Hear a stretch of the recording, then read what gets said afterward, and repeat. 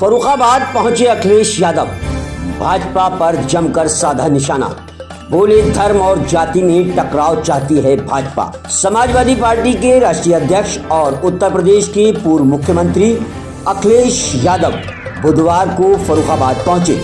यह दौरा सपा के वरिष्ठ नेता छोटे सिंह यादव के त्रयोदशी संस्कार में सम्मिलित होने के लिए था। अखिलेश यादव ने दिवंगत नेता के परिजनों से मुलाकात कर शोक संवेदना प्रकट की।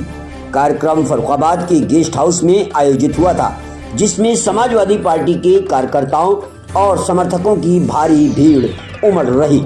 कड़े सुरक्षा प्रबंध के साथ पूरा आयोजन सुरक्षात्मक दृष्टिकोण से हाई अलर्ट पर था। स्थानीय प्रशासन ने व्यापक सुरक्षा इंतजाम किए थे। पत्रकारों से बातचीत में भाजपा पर हमला। अखिलेश यादव ने इस मौके पर मीडिया से बातचीत करते हुए केंद्र और प्रदेश की भाजपा सरकार पर तीखा हमला बोला। उन्होंने आरोप लगाया कि भाजपा चाहती है कि धर्म से लड़े, जाति जाति से टकराव हो। ये पार्टी देश को तोड़ने की राजनीति कर रही है। इटावा की घटना पर भी दिया बयान। इटावा में हाल ही में हुई घटना को लेकर भी उन्होंने सरकार की कानून व्यवस्था पर सवाल उठाए और कहा, उत्तर प्रदेश में कानून व्यवस्था पूरी तरह से चरमरा गई है। सरकार हर मोर्चे पर विफल साबित हो रही है। करीब 1 घंटे के इस दौरे के बाद अखिलेश यादव लखनऊ के लिए रवाना हो गए। फर्रुखाबाद से संवाददाता जीशान खान की रिपोर्ट। घटनाक्रम हो रहे हैं आजकल उत्तर प्रदेश में, जो घटनाक्रम उत्तर प्रदेश में हो रहे हैं, भारतीय जनता पार्टी चाहती है धर्म से लड़े, जाति जाति से लड़े, क्योंकि उनकी नकारात्मक राजनीति करने का तरीका है भारतीय जनता पार्टी का, जो एक तरफा फैसला लेते हैं। आम जनमानस को न्याय न मिले, उसी तरह के फैसले लगातार भारतीय जनता पार्टी ले रही है। भारतीय जनता पार्टी आपातकाल के 50 वर्ष पूर्ण होने पर हत्या। भारत में सुरक्षित नहीं है। पूरी सरकार में पानी चू रहा है, तुम एक ट्रेन की बातें कर रहे हो। पूरी सरकार में पानी चू रहा है भ्रष्टाचार का। आप बताओ, पानी की टंकी आपके जिले में भी तो पानी की टंकी बन रही होगी। बताओ पानी की टंकी कैसी बन रही है? और पानी की टंकी जो भी बन रही हो, लेकिन बताओ उसमें पाइपलाइन कितनी बड़ी बिछ रही है। बताओ, हर गांव में शिकायत है नहीं? हर नाली खोद दी है। अभी मैं आ रहा हूँ, पूरा कूड़ा पड़ा हुआ फर्रुखाबाद। एक फर्रुखाबाद स्मार्ट सिटी तो नहीं है? क्या हालत कर दी बताओ। सुनने में आया कि यहाँ कोई अगर जानवर भी खो जाए तो उसके लिए पकड़ने के लिए कोई व्यवस्था नहीं है। सुनने में आया कि कोई दरखास्त लेके जा रहा था, उसका कोई जानवर खो गया, उसको भी नहीं पकड़ सकती पुलिस। सर, यहाँ की पुलिस दलितों पर अत्याचार कर रही है लगातार। क्या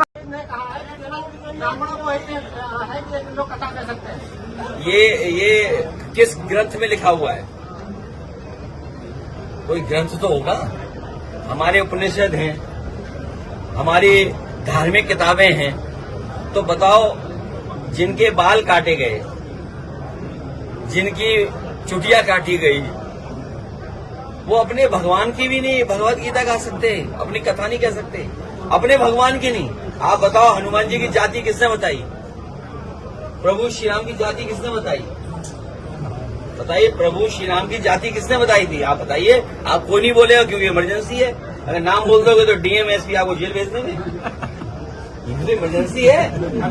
आप बताइए, रुक जाओ भाई, ये बताओ, प्रभु श्री राम को और प्रभु श्री राम की जाति किसने बताई? भगवान सबके, हमारे भी हैं।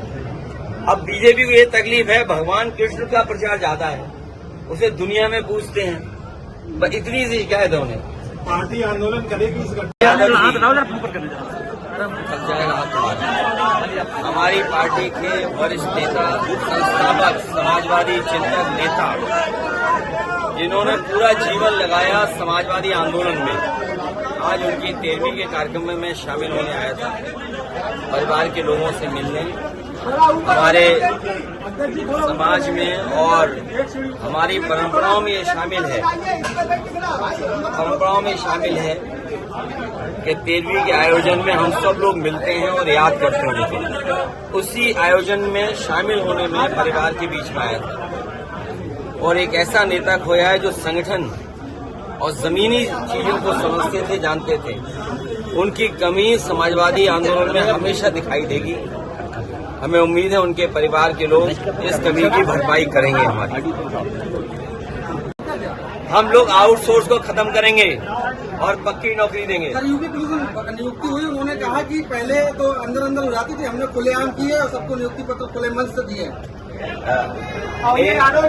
गृह मंत्री जी ने खुद अपने हाथ से दिए। इनसे कहिए कि इस भर्ती की सूची जारी कर दे, पीडीए की सूची एक, और इससे भी आसान भर्ती कम से कम 35,000 लोगों की समाजवादी सरकार में की थी। 2 बातें बता के जा रहा हूं, बाद में पुलिस से पूछ लेना। प्रमोशन हुआ था पुलिस में सबसे ज्यादा, कई वर्षों से प्रमोशन पुलिस का रुका हुआ था, प्रमोशन नहीं हो सकता था। इकट्ठा सिपाही को प्रमोशन दिया बिना परीक्षा के और प्रमोशन मिला, नंबर 1। नंबर 2, मेरिट से भर्ती। आप एक व्यक्ति ले आओ मेरिट की भर्ती का, एक व्यक्ति जिससे पैसा लिया हो। मेरिट से भर्ती जो समाजवादी सरकार में हुई है, एक बता दें, और अगर नहीं बता पा रहे हैं तो योगी जी को और इनको अपना सनातन धर्म छोड़ देना चाहिए। सर सरकारी स्कूल बंद किए जा रहे हैं जिससे कि टीचर, हालांकि एक है घोषित और एक होती अघोषित।